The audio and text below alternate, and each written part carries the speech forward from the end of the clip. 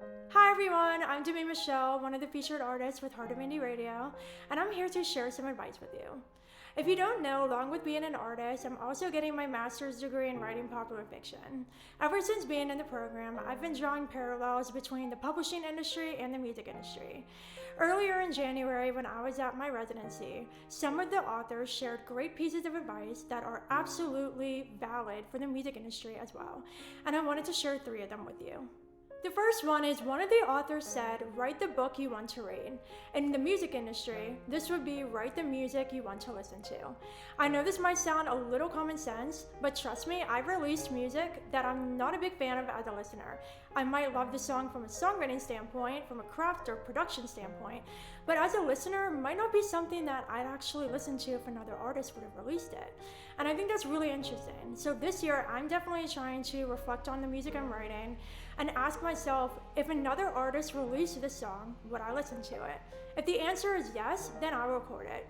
If the answer is no, there's a reason for that. And I think if you're in the same situation of writing music that you don't necessarily like as a listener, ask yourself why. Maybe that song isn't for you. Maybe you should set it aside. Or maybe there's just something about it that needs rewritten. Whichever the case, I think it's really important to love your music as a listener. The second piece of advice is don't follow trends. I know that there are a lot of different opinions about this, but the author that told us this at residency presented it in a very interesting way that makes sense for the music industry as well. So just think about the books on the New York Times bestseller list. Those books were written years ago. It takes a very long time to write a book. And then once you get a contract with a publishing company, it can take 18 months to 2 years, sometimes even longer before it hits shelves. That's a very long time. And if you think about the music on the Billboard Hot 100 and the songs on Top 40 Radio and the songs that are making it big and setting the trends, those songs were not written today. It takes a while to write a song, revise it, get it recorded, do all the marketing and all that.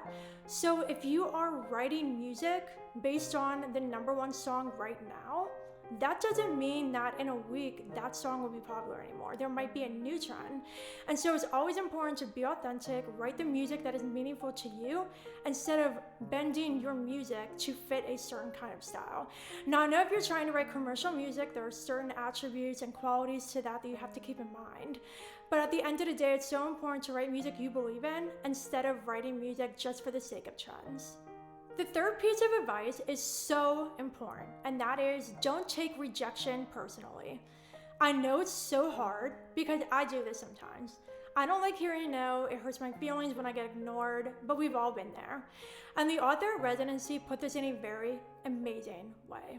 What they said was, if you send out a story to an agent, or in this case, if you send out music to press or radio, if you hear no, or if you get ignored, or you get rejected, they're not rejecting you. They're rejecting the song for our music.